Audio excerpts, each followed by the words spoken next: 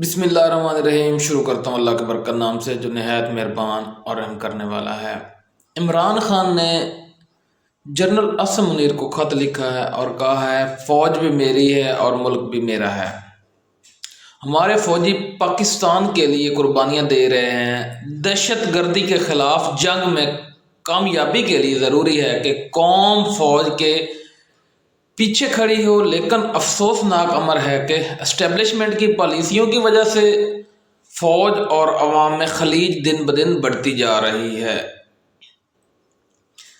اس کی کچھ بنیادی وجوہات ہیں جن کو مد نظر رکھتے ہوئے اسٹیبلشمنٹ کو اپنی پالیسیوں پر نظر ثانی کرنے کی ضرورت ہے تاکہ عوام اور فوج کے درمیان بڑھتے ہوئے فاصلے اور فوج کی بدنامی کو کم کیا جا سکے۔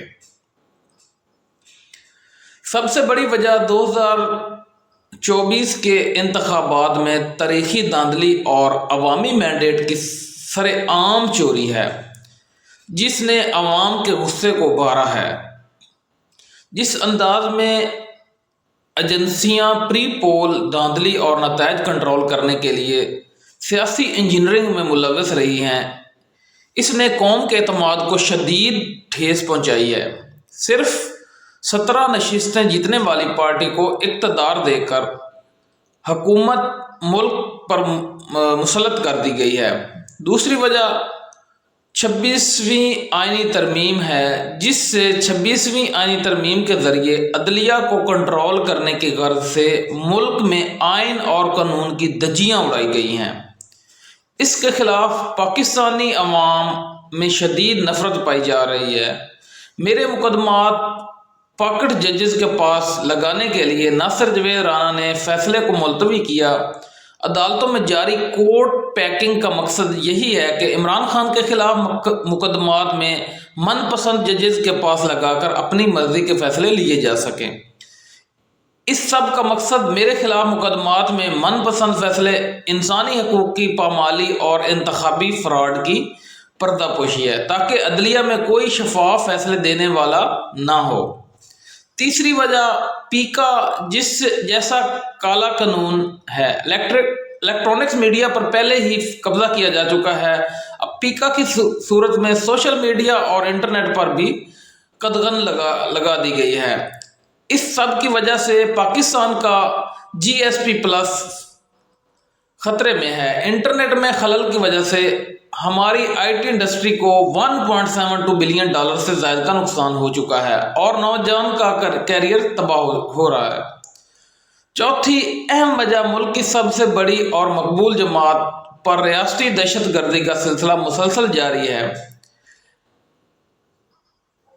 کارکنان کی چادر چار دیواری کا تقدس پامال کرتے ہوئے 1 لاکھ سے زیادہ چھاپے مارے گئے، 20,000 سے زائد ورکرز اور سپورٹرز کی گرفتاریاں کی گئی ہیں، انہیں اغوا کیا گیا ہے، لوگوں کے خاندان کو ہراساں کیا گیا ہے اور تحریک انصاف کو کچلنے کی غرض سے مسلسل انسانی حقوق کی پامالی کی جا رہی ہے جس نے عوامی جذبات کو مجروح کیا۔ پانچویں اور سب سے بڑی وجہ ملک میں سیاسی عدم استحکام کی بدولت معیشت کا برا حال ہے جس نے عوام کو مجبور کر دیا ہے کہ وہ پاکستان چھوڑ کر اپنے سرمایہ سمیت تیزی سے بیرون ملک منتقل ہو رہے ہیں۔ معاشی عدم استحکام اپنی انتہا پر ہے، گروتھ ریٹ 0 ہے اور پاکستان میں سرمایہ کاری نہ ہونے کے برابر ہے۔ کسی بھی ملک میں قانون کی حکمرانی اور عدل کے بغیر سرمایہ کاری ممکن نہیں ہوتی۔ جہاں دہشت گردی کا خوف ہو وہاں کوئی سرمایہ کاری کرنے کو تیار نہیں ہوتا۔ سرمایہ کاری صرف تب آتی ہے جب ملک میں عوامی امنگوں کی ترجمانی حکومت قائم ہو، اس کے علاوہ سب کلیے قاعدے بیکار ہیں۔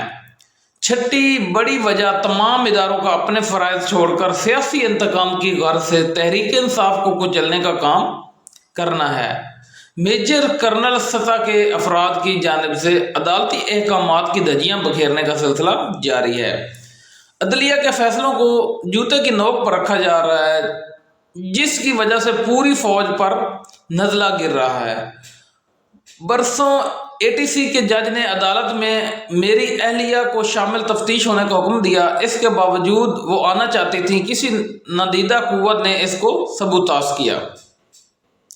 بحیثیت سابق وزیر اعظم میرا کام اس قوم کی بہتری کے لیے ان مسائل کی نشاندہی ہے جس کی وجہ سے فوج مسلسل بدنامی کا شکار ہو رہی ہے۔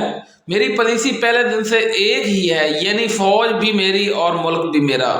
ملکی استحکام اور سلامتی کے لیے ناگزیر ہے کہ فوج اور عوام کے درمیان کی خلیج کم ہو، اور اس بڑھتی خلیج کو کم کرنے کے لیے صرف ایک ہی صورت ہے، اور وہ فوج کا اپنا آئینی حدود میں واپس جانا، سیاست سے خود کو علیحدہ کرنا اور اپنی معین کردہ ذمہ داریاں پوری کرنا، اور یہ کام فوج کو خود کرنا ہوگا، ورنہ یہی بڑھتی خلیج قومی سلامتی کی اصلاح میں فالٹ لائنز بن جائے گی۔